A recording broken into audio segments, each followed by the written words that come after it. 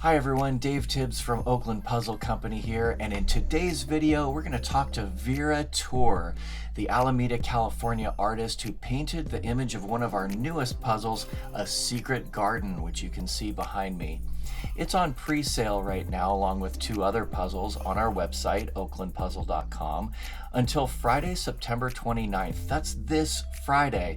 And if you order any of those new puzzles during the pre-sale period, 20% of the sales go to benefit Art Push, a nonprofit made up of artists who are supporting the arts and other artists right here in the East Bay. So go to oaklandpuzzle.com and place your order today. And hey, while you're there, pick up one of these sweet t-shirts. It'll look good on you, and it'll help promote the work that we're doing here at Oakland Puzzle Company.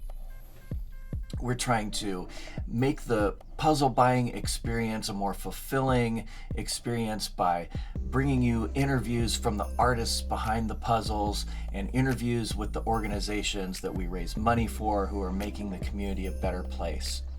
And a free way that you can help us promote our work is just by liking this video, leave a comment, subscribe to our YouTube channel, follow us on Facebook and Instagram, share the video with your friends and say, hey, I just ordered this amazing puzzle and now I'm watching an interview with the artist. The folks at Oakland Puzzle Company are doing good work. We'd really appreciate it, and thank you. I sat down a few days ago with Vera Tour to talk to her about her life as an artist and the imagery and symbolism in A Secret Garden. This is what she had to say. Hi Vera, welcome. How are you?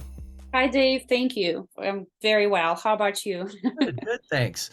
So tell us about how you kind of discovered that you have a knack for art and how you developed into the artist you are today. Discovered is a good word because this kind of came to me later. I have never really considered doing art, or I never associated myself with the idea of being artist or anything of that kind, really.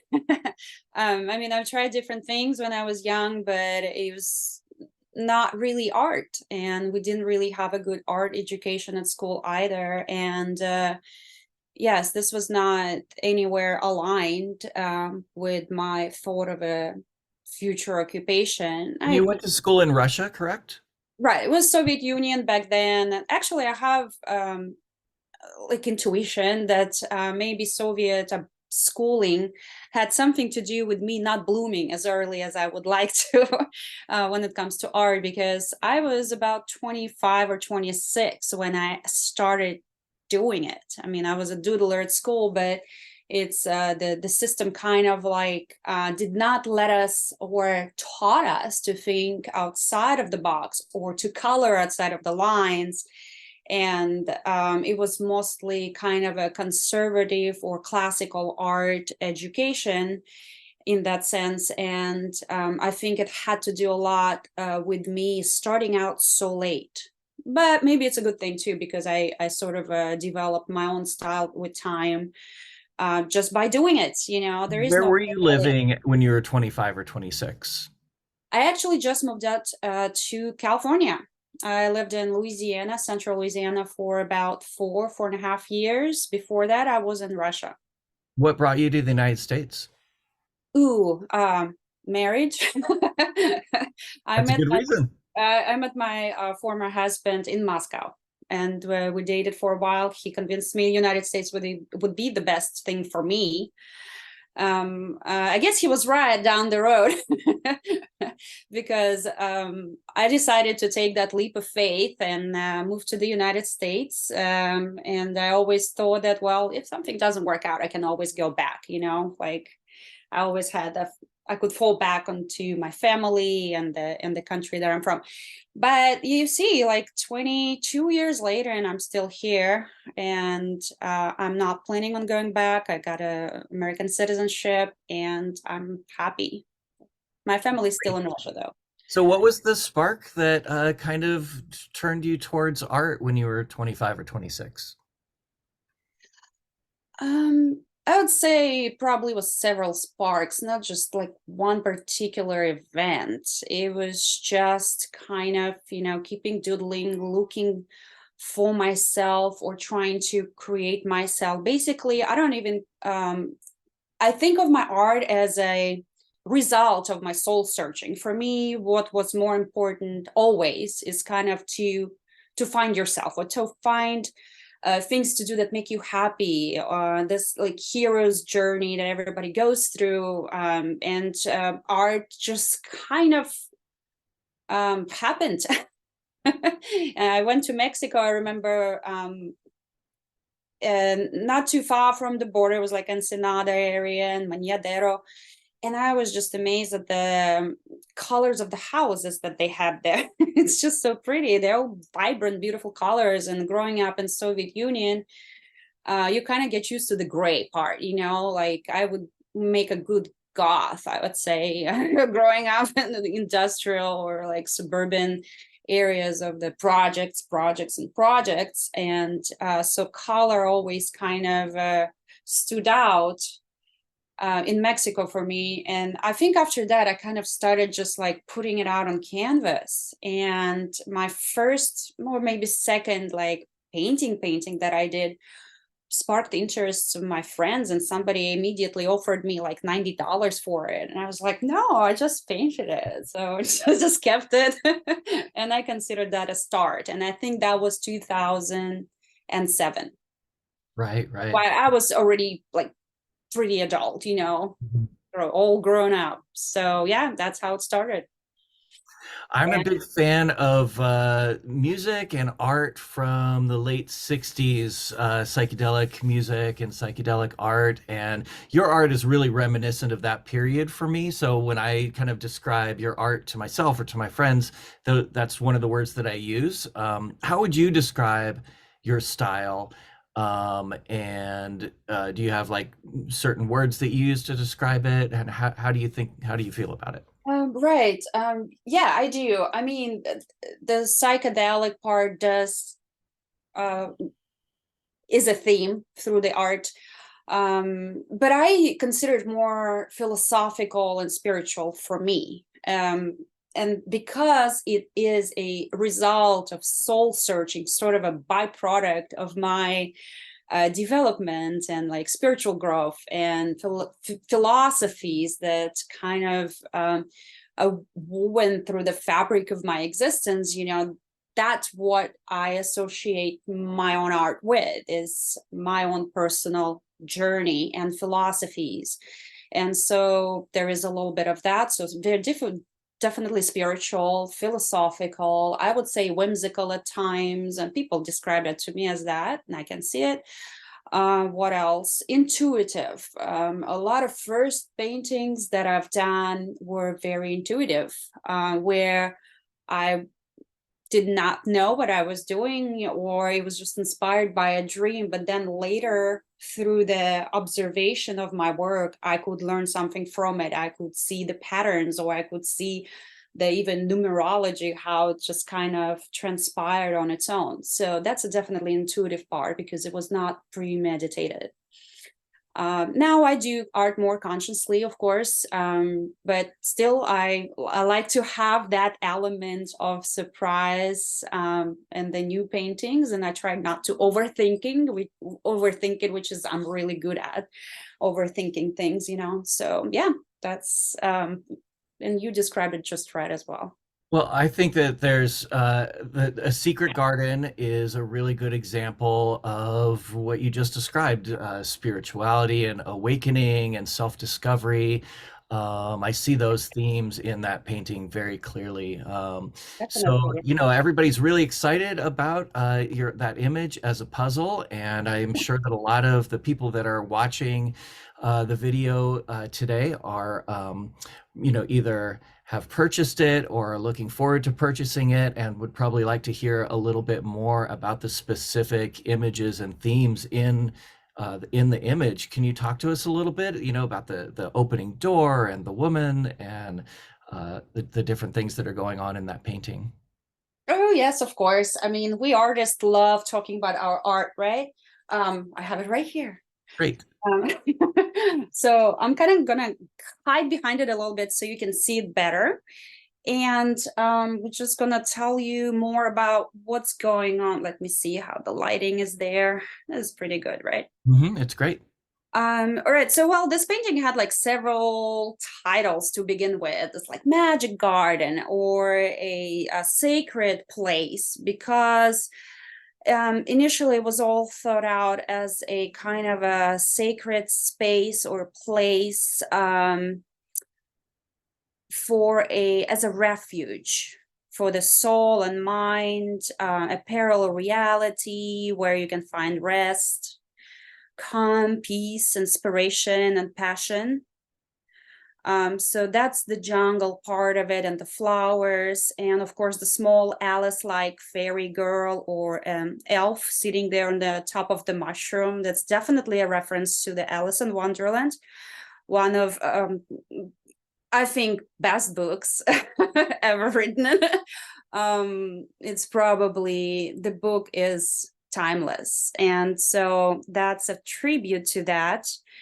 And it's also a version of myself that seeks that refuge in the Magic Garden.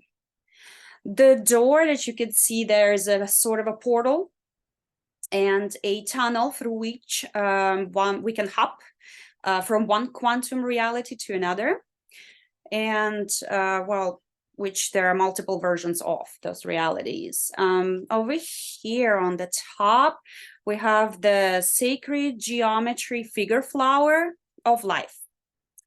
Figure flower of life that gives its light to this tiny little universe like the sun. So I'm reading off here a little bit from the paper, so I don't so I say it kind of right, because it is very significant part of the painting, because the droplets of light streaming down from it create a matrix of reality, which is represented by a classic binary number code that contains message for humanity. So that message, if anybody wants to decode it, it's right here, and it's in the binary code. I mean, if you have nothing else to do in life, then there is a message for you. Oh, I'm sure you can have plenty of people doing that. That is thrilling, actually. I hope That's I did really it for great. a reason. So yeah, the flower of life symbol represents kind of that, the sun that illuminates this tiny little universe, and the door is a portal, and there's a little particle there inside of the door, and that's a particle of God, I call it. I cannot tell you any more about it because I just don't know, and I'm not a physicist. So that's basically the whole meaning behind this whole piece. Pretty much covered everything. Yeah. It's beautiful. I can't Thank wait to you. put it together. Thank you very much. I think I would love to put it together too as a puzzle, so just I can have a total different experience with it. Yeah. Yeah, it will be a different experience. One of the neat things about making puzzles is physically dissecting these larger, beautiful works of art, and then recognizing the smaller universes, the smaller worlds that exist in. Fractals. You go into the fractal world of Yeah, the piece that yeah, you and each bring piece is a together. little work of art in itself, and I think that your painting is going to be a lot like that. So I can't wait to cut it up into 500 pieces. Thanks. Good luck with that, by the way. It might be interesting for you to put together, your own art, Oh, yeah, I'm going to. Yeah, yeah. I wonder if that'll make you kind of like see it in a different light, or Or maybe I'll give up like halfway. Like I let's almost did with this. It took me a while. let's see a couple of other works of art now. I'm so interested to see some other paintings of yours. I think I'll show you one of my favorite pieces, Great. which is I had a lot of time during the pandemic, like we all did. Oops. And this is the one piece that I did when nothing else to do Wow. in life. So this is a whale, and as with most of my art, you probably will see and recognize the archetypical elements or archetypal elements of the painting, which is the sun and the moon. And I have like a little Quetzalcoatl there, the serpent god. And it is really a whale that comes from a Russian folklore story. It's a folkloric story. It's a whale so big that it contains life on it. Cities, countries, different peoples. So I kind of try to embody that in the image. And in Russian, it's called Чудо-юдо рыбаки. It is a whale, but it's like this magical whale that contains life on it, and it's just like floating there somewhere in the, which is a great metaphor for the planet Earth, and that it's like and floats in the space, you know. And I didn't title it Чудо-юдо рыбаки, but then I decided to change it to a more digestible title, Worldly Whale, and that's one of my favorite pieces. Beautiful. Well, they all kind of favorite. Do I have to say that? Yeah, because I love doing them. Yeah. And it's something that brings joy and fulfillment for me when I paint. And I think that's the most important thing that anybody can discover within their lifetime. So I think I'm very lucky that I did. It took me a while, but it happened. So this is another one of those representations of very kind of archetypical energy. We have like an endless ocean, we have the planets, the universes. Every little segment of the sky is painted in different kind of colors, and the colors represent frequencies. And so it kind of creates a different frequency universe within the multiverse. And that's a theme that kind of goes through my whole art in general. So I paint a lot of that. Cosmology, planets. I think we all kind of come from stardust. Maybe we are even stars, because imagine that the stars, they exist for millions and billions of years, and they cannot have a physical experience. They just floating there. What if they're conscious, you know? And they're like, hey, this is boring. And so they create an avatar to have a physical experience. That's just my thought. And I kind of like it. I'm sticking with it. So it literally makes us stars, you know? And so that's the theme that also kind of I go through a lot. Yeah. We'll see it quite often in my paintings. That's just fascinating and brings up so many things to talk about and think about. So you know, your painting, your puzzle, A Secret Garden, is a part of a fundraiser, one of 3 puzzles that are on pre-sale right now until September 29th. You can go to oaklandpuzzle.com to buy any of those, and this 20% of the sales go to benefit an organization that you're affiliated with in Alameda, California, called Art Push. Can you tell us about your relationship with Art Push and how you've worked with them and the support that they've provided for you and other artists?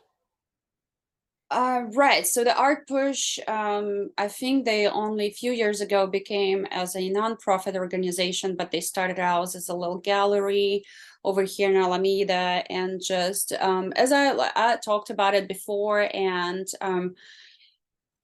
I used to curate art shows myself, and I've done quite a few of them in Alameda and the local area here. And I just know how much work it is, and it has to be based on enthusiasm. So I kind of, like myself personally, got a little burnt out on doing those things. But when Jessica and Wesley Warren showed up in the local scene, the founders of the Art Push organization, they just took over that very vital area of town, you know, which They are organizers of different art events, art shows, art walks. They started doing art fairs. We do art book, and it's all art, right? Art classes for the kids, murals in town and around, and they're politically involved as well, with different propositions for the city in this area. And so I know how much work goes into those kind of things. Just the organizational part of it itself is pretty overwhelming. So I am just happy that somebody else is doing it, and I'm happy to support and talk about it and be a part of the group. But also kind of like not get involved too much. They're doing all the work, and they're doing a tremendous amount of work, and they are wonderful at it. I think the Alameda art scene really grown since they have started the art push, and it combines 3 little galleries there. Unfortunately, the one little gallery, the 3 dots, they're leaving us. The guy who does the Star Wars and beautiful characters, Dave Sylvester and his fiancee Sarah Edge. They're wonderful artists themselves. So that's going to be changing a little bit, but hopefully it will be growing. You know, they're not closing down or anything like that. They're just expanding into that space. And Jessica and Wesley, they're beautiful artists themselves. Everybody who is part of that organization is just some best artists I've ever met in my life. So yeah, and so that's pretty much my part in it. I participate in some events in the art book that they put out now about once a year for, I think we've done it for 3 years in a row now, and that's a fun project. You know, it's like somewhat 100 artists, local artists from the Bay Area, participating in the book that you can look at and make friends with all these people through the social media and during the shows. And so it's also bringing everybody together and connecting. And so yeah, that's the art push connection. And of course became good friends through all of it as well. Yeah, they're good people for sure. Everybody that I've met through them is super talented and really friendly and welcoming. And I think just happy that people are coming from, you know, the surrounding cities to into Alameda to appreciate all of the great art that's there. Oakland is right next to Alameda. I can almost see it from my window from where I am downtown. And so I'm fortunate that I get to go to Alameda quite a bit. So let's talk about the future for you as an artist. Are you working on any pieces right now? And longer term, do you see yourself sticking with painting, or are you going to branch out into other things, or what does the future look like for you? Future. Future is now. That's my favorite saying. Future is now. I love painting, so that's not going anywhere. For as long as I'm capable, it's going to be a big part of my life. So yes, I'm working on a few projects currently. I have 1, 2, 3, 4, about 4 paintings I'm currently working on. I do have a day job too, like a part-time job. So I don't just continuously paint. It's just when I have time, and you know, when you're in the mood, and you know, all of the elements have to come together for me to sit down and to pick up the brush and paint. But it does happen, and quite a lot. For the projects other than just painting itself, I don't have anything scheduled or planned yet. Once in a while I'll do a show. Most of the time it's been Alameda. It's been around. So if something comes up in the future, like I'd love to venture out a little bit, you know, maybe, I mean, Oakland or San Francisco, that would be wonderful. And I will probably just go for it if it happens. So other than that, I mean, I do art summer fairs, because I also created a line of clothing or apparel based on my paintings. So I produced a little bit, like a batch of those about 5 years ago, and I still have a lot left, and so I sell those in my own booth during the art festival in Alameda.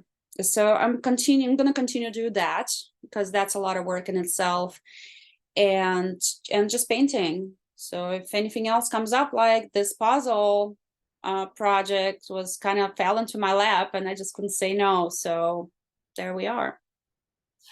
So people can find you at veratourart.com, on Instagram, your Vera Tour Art. Is there any place else that you would like people to find you at, or are those kind of the main two? Those are the main two. If you go into Facebook, just it's a personal page. It's just Vera Tour, and Tour is my last name. So it's Vera Tour Art for Instagram and veratourart.com for the website, and that's about it. Okay. Yeah, I'm on Fine Art America and like Redbubble, but not many more places other than that. Maintaining social media accounts can be quite exhausting, so I just have a couple. Good policy. Sure. Well, thank you so much, Vera. Really appreciate you joining us and talking to us about your art and the wonderful image, a secret garden that we're turning into a puzzle. And it's really great working with you. All right, thank you so much, Dave. And I really, guys, appreciate you having me on this puzzle. And I hope people enjoy putting it together, as well as two other puzzles in the Flower Power series. I think they're all fantastic. They're all beautiful. And it's great. If you buy it, you're supporting local artists, local business, and local galleries. You cannot go wrong with that. And you're having fun. I really love your motto. Do good, have fun, or how does it go? Yeah, have fun, do good. Okay. That's a perfect motto for anybody's life. So yes, thank you for having me. Yeah, absolutely. Check out Vera's Instagram page and her website. The links are in the description below. Vera, thank you so much for joining us. Thank you, Dave.